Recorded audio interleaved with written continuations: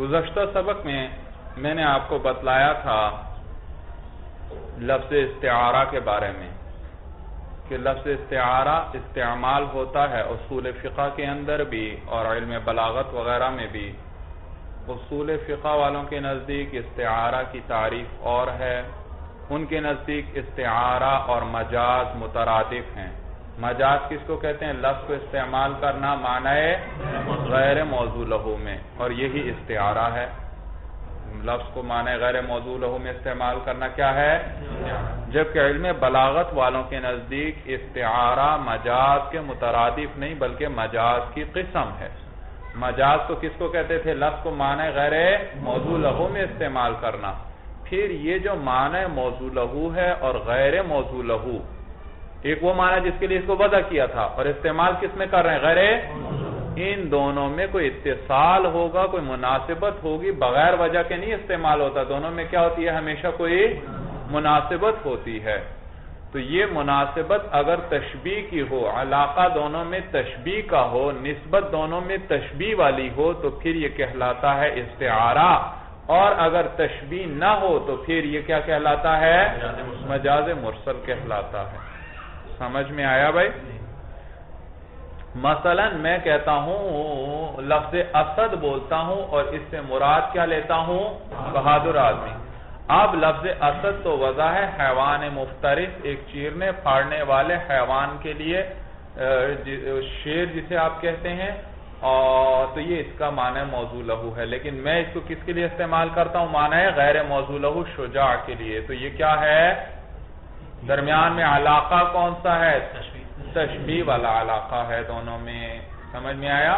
یعنی میں اس شخص کو تشبیہ دے رہا ہوں شیر کے ساتھ بہادری کے اندر، تو علاقہ تشبیہ کا آیا۔ میں کہتا ہوں زید اسد، کیا معنی؟ زید رجل شجاع بھائی، تو اصل میں ہے زید کل اسدی، میں نے زید کو تشبیہ دی ہے کس کے ساتھ؟ یعنی زید شیر جیسا ہے، تو علاقہ سمجھ میں آیا بھائی؟ تو اسد بول کر جب رجل شجاع مراد دیا تو یہ ہے استعارہ علم بلاغت والوں کے نزدیک۔ جبکہ مجاز مرسل میں اور علاقے ہوں گے، کل بول کر جز مراد ہوگا، کبھی جز بول کر کل مراد ہوگا بھائی، جیسے قرآن میں ہے یجعلون اصابعهم فی آذانہم من الصواعق حذر الموت، تو دیکھا ڈالتے ہیں اپنی انگلیوں کو کانوں میں۔ بھئی انگلیاں ڈالتے ہیں یا پورے اگلے؟ بھائی انگلی پوری کان میں جا سکتی ہے بھائی؟ نہیں، تو کل بول کر کیا مراد ہے؟ جز مراد ہے۔ سمجھ میں آیا؟ اسی طرح کبھی جز بول کر کیا مراد ہوتا ہے؟ کل۔ کبھی ظرف بول کر مظروف مراد ہوتا ہے، کبھی مظروف بول کر ظرف مراد ہوتا ہے۔ آپ سے کوئی کہتا ہے پانی پی لیجئے، آپ کہتے ہیں میں نے ایک گلاس پی لیا ہے، میں نے ایک گلاس، بھئی آپ نے گلاس پیا یا پانی پیا ہے؟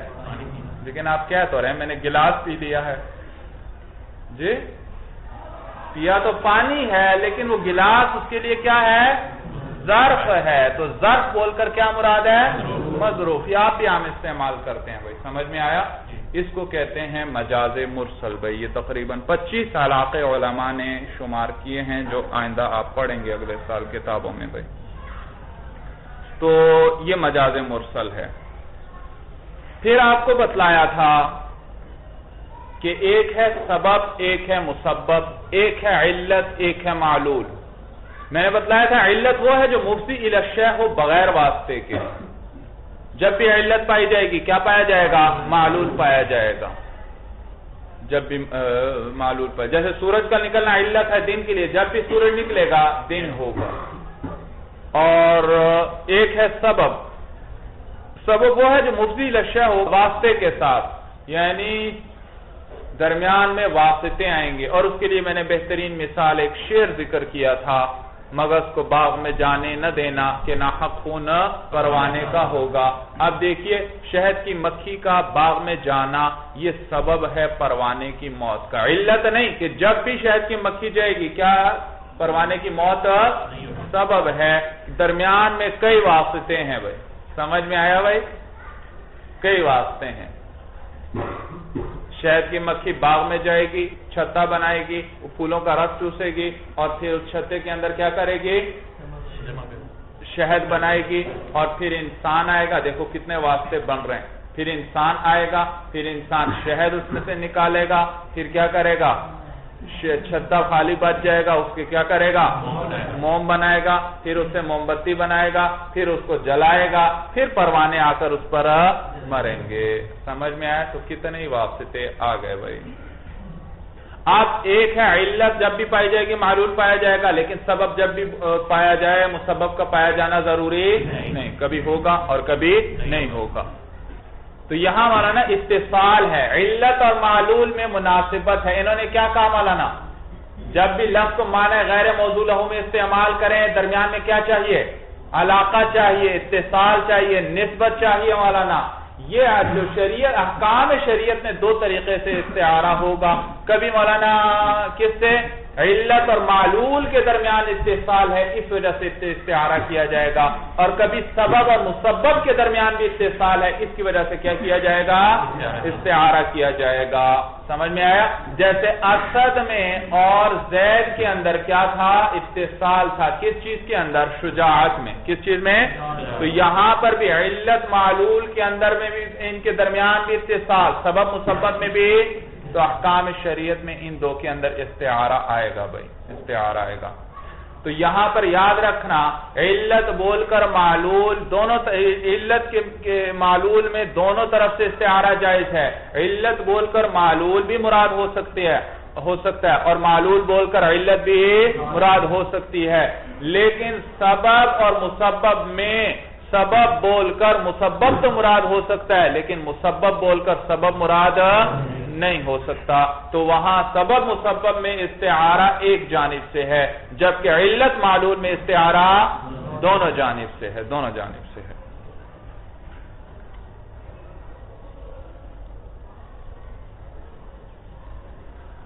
تو سبب مسبب میں سبب اصل ہے، مسبب اس کی فرع، تو اصل بول کر فرع تو مراد لے سکتے ہیں، لیکن فرع بول کر اصل مراد نہیں لے سکتے، جبکہ علت اصل ہے، معلول فرع۔ یہاں پر علت اصل بول کر فرع بھی مراد لے سکتے ہیں، اور فرع بول کر اصل بھی مراد لے سکتے ہیں۔ اب یہاں پر ایک ضابطہ یاد رکھیں بھائی، کہ ملکیت مولانا تقاضا کرتی ہے اجتماع مملوک کا ملک میں۔ ملکیت کیا تقاضا کرتی ہے؟ اجتماع مملوک کا ملک میں۔ عرف کے اندر مولانا، عرف کے اندر کسی چیز کا مالک کسی شخص کو اسی وقت کہا جاتا ہے جب وہ پوری چیز اس کی ملک میں جمع ہو جائے۔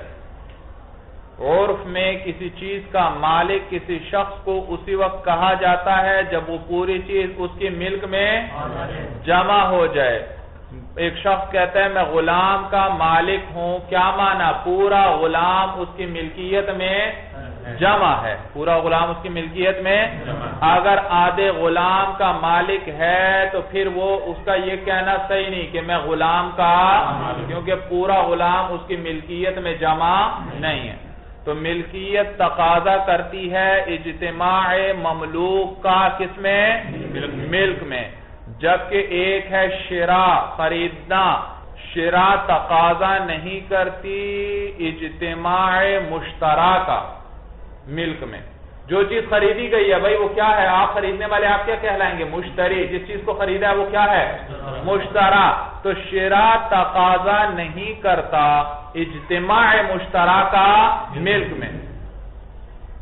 کسی چیز کا خریدار آپ کو خریدنے والا اسی وقت نہیں کہا جائے گا کہ جب وہ سارا مشترا آپ کے ملک میں جمع ہو جائے، بلکہ شراء تقاضا کرتا ہے اجتماع مشترا کا عقد میں۔ کس میں؟ عقد میں اس کو جمع ہونا چاہیے بھائی، عقد میں جمع ہو، اگرچہ متفرق ہی کیوں نہ ہو، اگرچہ متفرق ہی کیوں نہ ہو۔ مثلا آپ نے ایک غلام کو نصف خریدا، غلام کو نصف خریدا، پھر نصف خرید کر بیچ دیا، پھر باقی کا نصف بھی خرید لیا، تو اب سارا غلام آپ کے عقد میں جمع ہو گیا، اگرچہ متفرق طور پر ہوا ہے، لیکن کیا ہوا؟ پورا جمع، تھوڑا تھوڑا کر کے کیوں نہ ہو، لیکن کیا ہوا؟ پورا غلام آپ کے عقد میں نصف پہلے آیا تھا اور نصف، تو آپ ملک، وہ مشترا ملک کے اندر تو اس وقت پورا نہیں، کیونکہ آدھا تو آپ خرید کر کیا کر چکے ہیں؟ بیچ چکے ہیں، لیکن اور اس وقت صرف کتنے کے مالک ہیں؟ آدھے کے، لیکن شراء جو ہے وہ تقاضا کس چیز کا کرتی ہے؟ اجتماع مشترکہ کس چیز میں؟ عقد میں، کہ عقد میں وہ چیز پوری جمع ہونی چاہیے، اگرچہ متفرق طور پر ہی کیوں نہ ہو۔ تو یہاں پر بھی وہ پورا غلام آپ کے عقد میں جمع ہو چکا ہے، اگرچہ متفرق ہی ہے، پہلے صرف آدھا تھا اور باقی آدھا بعد میں آیا، لیکن عقد میں تو کیا ہوا؟ پورا غلام جمع ہو گیا، اگرچہ متفرق طور پر جمع ہوا پورا، اگرچہ۔ تو اب آپ کو غلام کو کیا کہا جائے گا؟ غلام خریدنے والا۔ کیا کہا جائے گا؟ غلام خریدنے والا کہا جائے گا، کہ یہ پورا غلام خریدنے والا ہے، پورا غلام خریدنے والا ہے۔ صورت سمجھ میں آئی؟ عرف میں بھی اسی طرح ہے مولانا، عرف میں بھی اگر آپ غور کریں تو اسی طرح ہے۔ چنانچہ امام ابو بکر اسکاف بھائی، یہ بلخ میں امام تھے بھائی، جب طلباء کے سامنے یہ مسئلہ آیا کرتا تھا تو اپنے دربان کو بلایا کرتے بھائی، دروازے پر دربان ہوتا، عام دیہاتی سادہ سا آدمی تھا، اسحاق نام تھا، وہ آتا، اس سے پوچھتے حل ملکت 100 درہمین، کیا تو 200 درہم کا مالک بنا ہے؟ وہ کہتا نہیں، 200 درہم کا میں کبھی مالک، کیوں؟ کیونکہ 200 درہم کبھی اکٹھے اس کی ملک میں نہیں آئے تھے، اگرچہ زندگی بھر میں تو وہ ہو سکتا ہے اس نے کیا تھوڑے تھوڑے کر کے ہزاروں ہی کا مالک بنا ہے، لیکن عرف کے اندر مالک بننا، کسی چیز کا مالک ہونا تبھی کہلاتا ہے جبکہ وہ پوری چیز اس کی ملک میں کیا ہو جائے؟ جمع ہو جائے۔ تو جب اس سے پوچھتے، حل طلباء کے سامنے عام دیہاتی سا آدمی ہے، طلباء کو عرف سمجھاتے کہ عرف میں اس طرح ہے مسئلہ کہ حل ملکت 100 درہم، کیا تو 200 درہم کا مالک بنا ہے؟ وہ کہتا نہیں، کبھی بھی میں مالک نہیں بنا۔ پھر اسی وقت اس سے پوچھتے، حل اشتریت ب100 درہم شیئا، کیا تو نے 200 درہم کی خریداری کی ہے؟ وہ کہتا ہاں، 200 درہم میں خریدی ہے بھائی، متفرق طور پر 200 درہم نہیں بلکہ بہت زیادہ خریدی ہے میں نے۔ تو عرف میں خریدنے کے اندر اس چیز کا جمع ہونا ضروری نہیں، بلکہ تھوڑا تھوڑا بھی ہوتا رہے تو کیا کہا جاتا ہے؟ اس چیز کا خریدنے والا کہا جاتا ہے بھائی۔ بات سمجھ میں آئی؟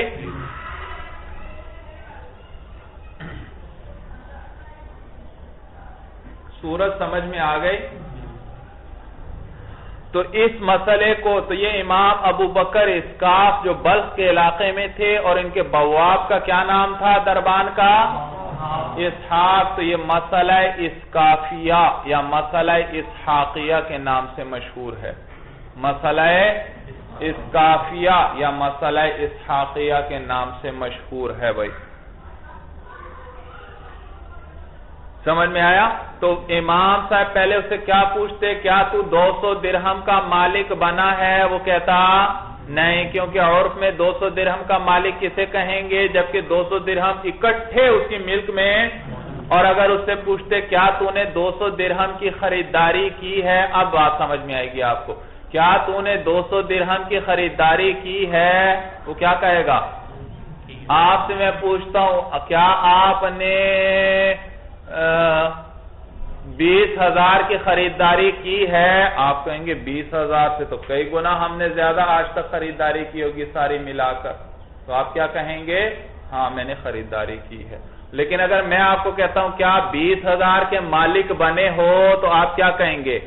نہیں بھائی 20,000 کے مالک نہیں بنے، البتہ 20,000 کی میں خریداری بلکہ اس سے بھی زیادہ کی، بھئی آپ تھوڑے تھوڑے خرچ کرتے رہتے ہیں تو یہ کتنے ہی بن جاتے ہیں۔ سمجھ میں آیا بھائی؟ تو ضابطہ کیا ہوا؟ ملکیت تقاضا کرتی ہے اجتماع مملوک کا، کس کے اندر؟ ملک میں، جبکہ شراء تقاضا نہیں کرتی کس چیز کا؟ اجتماع مشترکہ ملک میں۔ ہاں شراء تقاضا کرتی ہے اجتماع مشترکہ عقد میں، اگرچہ متفرق ہی کیوں نہ ہو۔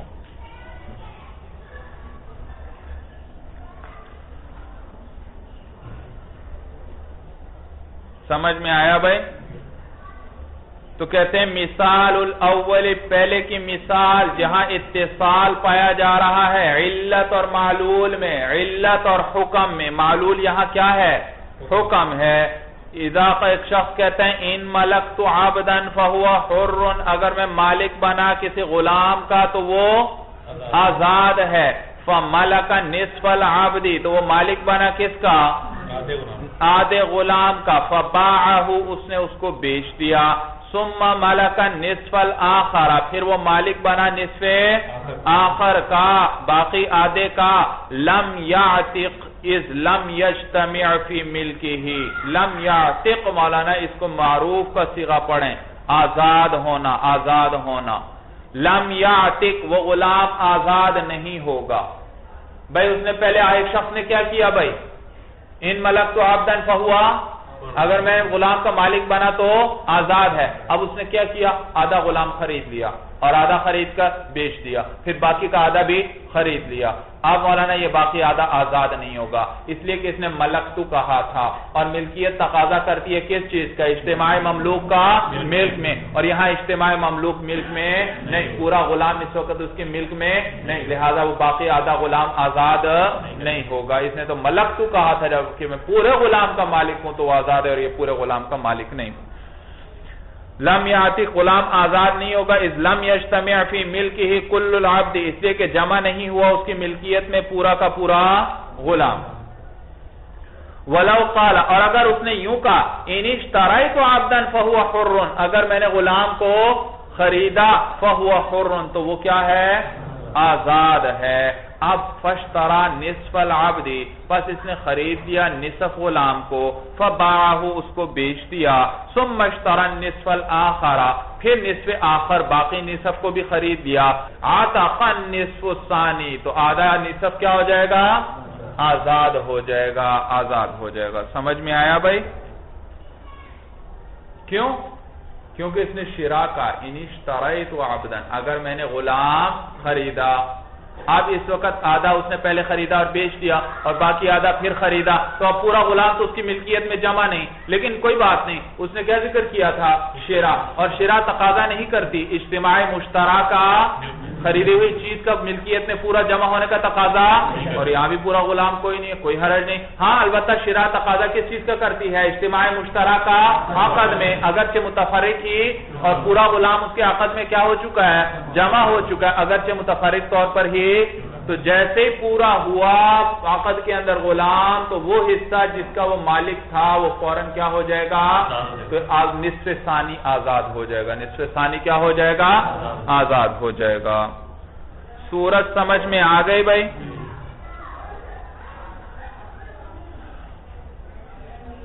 اب یاد رکھو مولانا، شراء علت ہے اور ملکیت مالک بننا یہ معلول ہے۔ جب بھی آپ کوئی چیز خریدیں گے کیا بن جائیں گے؟ اس کے مالک۔ تو شراء علت ہے اور مالک ہونا اس کا حکم ہے، یعنی اس کا معلول ہے، معلول ہے۔ تو جب بھی شراء پائی جائے گی کیا پایا جائے گا؟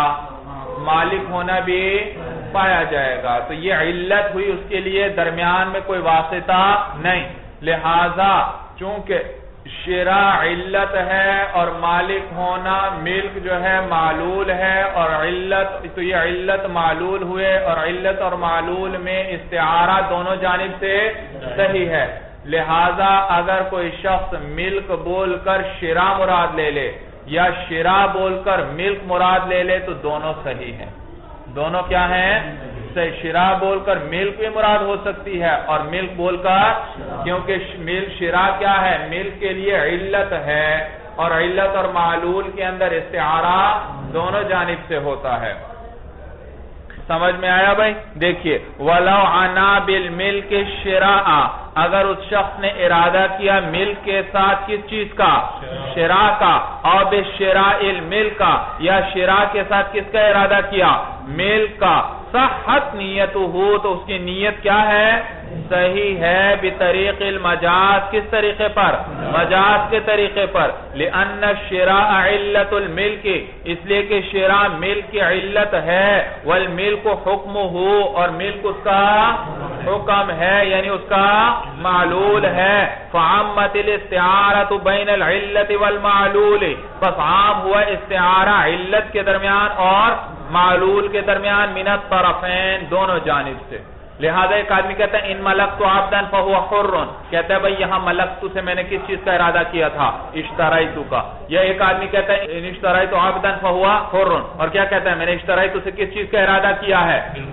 ملک کا ارادہ کیا ہے، ملکت کا ارادہ کیا، تو اس کی نیت یہ ہے، تو کہتے ہیں ٹھیک ہے استعارہ، کیا کہا جائے گا کہ یہ جی، تو دونوں جانب سے استعارہ صحیح ہے، مگر یاد رکھو اب مفتی کے پاس فتویٰ لینے آئے تو فتویٰ اس کے قول کے مطابق، اس کی نیت کے مطابق دیا جائے گا لیکن اگر مسئلہ بات جاتی ہے قاضی تک، تو قاضی اس صورت میں جس میں تہمت کا خدشہ ہو، یعنی جس صورت میں اس کے لیے آسانی ہو، وہ یہ شخص ایسی صورت بتا رہا ہے جس سے اس کو آسانی ہو رہی ہے، تو قاضی پھر اس پر فیصلہ نہیں کرے گا، قاضی اس کے خلاف فیصلہ دے گا۔ کیسے؟ صورت مسئلہ دیکھو پھر بات سمجھ میں آئے گی۔ مثلا ایک آدمی کہتا ہے ان ملکت عبدا فهو حر، اگر میں غلام کا مالک بنا تو غلام آزاد ہے۔ آپ کھڑے ہوئے تھے، آپ کو پتا چلا، اچھا چلو بھئی اس کو آزماتے ہیں، آپ نے اپنا ایک غلام فوراً اس کو دے دیا، ہدیہ ہبہ کر دیا مولانا، وہ غلام کا مالک بنا یا نہیں؟ غلام کو فوراً کیا ہونا چاہیے؟ آزاد۔ لیکن وہ کہتا ہے نہیں بھائی میں نے ملکت بول کر اشتریت کا ارادہ کیا تھا۔ سمجھ میں آیا؟ اس نے اصول شاشی پڑھی ہوئی تھی، اس نے کیا کہا؟ میں نے ملکت سے کس چیز کا ارادہ کیا تھا؟ اشتریت کا ارادہ کیا تھا۔ تو کہتے ہیں مولانا اس کی بات ٹھیک ہے، یہاں کیا مانا لیا جائے گا؟ اب مفتی کے پاس آپ چلے گئے، مفتی صاحب کے پاس فوراً، بھائی دیکھو اس نے ملکت کہا تھا اور اس کے مالک بنا غلام کا، اور میں نے غلام دے دیا، یہ مالک بن گیا، لیکن یہ کیا کہہ رہے ہیں؟ میں نے ملکت سے کس چیز کا ارادہ کیا ہے؟ اشتریت۔ تو مفتی صاحب اس کے قول پر فتویٰ دیں گے کہ جو اس کی نیت ہے، سمجھ میں آیا؟ دیانتاً کیا ہے؟ اس کی تصدیق کرے گا، مفتی کیا کرے گا؟ اس کی تصدیق کرے گا، اور یہ باقی معاملہ جو بھائی وہ کہہ رہا ہے ہم اس پر فتویٰ دیں گے، باقی اس کا اور اللہ کا معاملہ ہے کہ واقعی اس کی یہ نیت تھی یا نیت نہیں تھی، یہ اللہ جانتے ہیں، اس کے مطابق اس کے ساتھ کیا ہوگا؟ جی سلوک ہوگا، جی بدلہ ملے گا اس کے مطابق۔ لیکن مفتی یہ کہے کہ نہیں بھئی تم اپنے لیے آسانی طلب کر رہے ہو تاکہ غلام نہ جائے ہاتھ سے، نہیں بھئی مفتی ایسا۔ لیکن اگر قاضی کے پاس چلا جاتا ہے اور یہاں پر وہ صورت اختیار کر رہا ہے جس میں اس آدمی کو کیا ہے؟ آسانی ہے، کیا ہے؟ آسانی ہے، اس کے ہاتھ سے غلام نہیں نکلتا، تو اب قاضی فیصلہ دے گا غلام کے آزاد ہونے کا، غلام کے آزاد ہونے، کیونکہ وہ شخص اپنے لیے آسانی طلب کر رہا ہے، تہمت کا خدشہ ہے، کس چیز کا؟ کہ یہ اس نے کیا کیا ہے؟ جھوٹ بولا ہے۔ کیوں جھوٹ بولا ہے؟ اپنی آسانی کے لیے، تو تہمت کا خدشہ آ گیا، اس وجہ سے قاضی اس کے مطابق فیصلہ نہیں کرے گا، اس کی تصدیق نہیں کرے گا قاضی۔ یہ اس وجہ سے نہیں کہ استعارہ صحیح نہیں، استعارہ تو صحیح ہے مولانا، صرف اس وجہ سے کہ تہمت کا خدشہ ہے۔ صورت سمجھ میں آ گئی؟ یا مولانا اس کا عکس کا ایک شخص کہتا ہے ان اشتریت عبدا فهو حر، اس نے آدھا غلام خریدا اور پھر اس کو بیچ دیا، بقیہ آدھا خریدا، تو وہ کیا ہونا چاہیے؟ آپ کہیں گے لو بھائی آپ کا تو یہ آدھا غلام آزاد ہوا، آپ نے کہا تھا ان اشتریت عبدا فہو حر، وہ کہے گا نہیں میں نے اشتریت سے کس چیز کا ارادہ کیا تھا؟ ملکت کا ارادہ کیا تھا، اور پورا غلام تو اس وقت میری ملک میں جمع نہیں، لہذا یہ آزاد بھی نہیں۔ تو مفتی کے پاس بات گئی تو مفتی اس کی تصدیق کرے گا کیونکہ استعارہ صحیح ہے، لیکن قاضی کے پاس گئی بات تو قاضی اس کی تصدیق نہیں کرے گا کیونکہ اس میں خطرہ ہے، کس چیز کا؟ تہمت کا، تہمت کا معنی پائے۔ تو کہتے ہیں فعمت الاستعارۃ بین العلت والمعلول من الطرفین، تو استعارہ عام ہے علت اور معلول کے درمیان دونوں طرف سے، الا مگر اس صورت میں الا انہ فیما یکون تخفیفا، مگر اس صورت کے اندر جس کے اندر تخفیف ہو فی حقہ، کہنے والے کے حق میں، لا یصدق اس کی تصدیق نہیں کی جائے گی، فی حق القضاء قضا کے حق میں خاص طور پر وہی، یعنی قضا کے اعتبار سے اس کی تصدیق نہیں کی جائے گی، لمعنت تہمتی، کس وجہ سے؟ تہمت کے معنی کی پائے جانے کی وجہ سے، لا لعدم صحت الاستعارتی، اس وجہ سے نہیں کہ استعارہ ہی صحیح نہیں، استعارہ تو صحیح ہے لیکن تہمت کا خدشہ۔ بات سمجھ میں آ گئے اچھی طرح؟